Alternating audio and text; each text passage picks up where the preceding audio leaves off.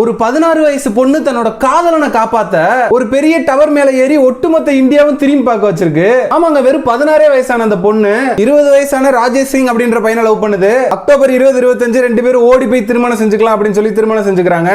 இதை தெரிஞ்சுக்கிட்டு அந்த பொண்ணோட ஃபேமிலி கிட்னாப்பிங் அண்ட் போக்சோ சட்டத்தின்படி அவர் மேல கேஸ் கொடுக்கறாங்க.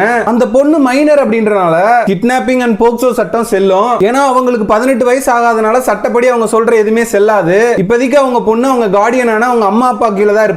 அவங்க அம்மா அப்பாக்கு தெரியாம அந்த பொண்ணை கடத்திட்டு போய் ரேப் பண்ண மாதிரி தான் கேஸ் ஃபைல் ஆகும். இதனால இந்த சட்டத்தின் அடிப்படையில் அந்த பையனை ஜெயில போடுறாங்க. இப்போ 6 மாசம் ஆயும் தன்னோட லவர் ஜெயில இருக்கானு. அதனாலதான் அவன் ஜெயில இருந்து கஷ்டப்படுறான். அவனை இப்போ வரைக்கும் நம்மளால பார்க்க கூட முடியலன்னு யோசிச்ச அந்த பொண்ணு மே 12ஆம் தேதி போலீஸ் கமிஷனர் ஆபீஸ்க்கு எதிர்த்தாப்புல இருக்க ஒரு டவரோட உச்சியில ஏறி நின்னு இப்போ என் லவரை ஜெயில இருந்து ரிலீஸ் பண்ணி கொண்டாடுறாங்கன்னா மேல இருந்து குதிச்சு செத்துருவேன்னு சொல்லி மிரட்டுறாங்க. போலீஸ் எவ்வளவோ எக்ஸ்பிளைன் பண்ணி பாக்குறாங்க. அந்த பொண்ணு கீழே இறங்க மாட்டேது. இப்போ நியூஸ் சேனல்ஸ் மீடியா எல்லாமே அங்க வந்துருது. அது பெரிய ட்ரெண்டிங் நியூஸ் ஆயிருது. இப்போ போலீஸ்க்கு வேற வழி இல்ல. அந்த பையனை கூட்டிட்டு வந்தா அந்த பிள்ளை கீழே இறங்கும்னு சொல்லி அந்த பையனை கூட்டிட்டு வராங்க. அவனை பார்த்த உடனே மேல இருந்து டக்குன்னு கீழே இறங்கி ரெண்டு பேரும் ஹக் பண்ணிக்கிறாங்க. இது சோசியல் மீடியால ரொம்ப வைரல் ஆனாலும் அடுத்த நொடி அவங்க ரெண்டு பேரும் பிரிச்சு போலீஸ் அவங்க ரெண்டு பேரும் கூட ஜெயில போடுறாங்க.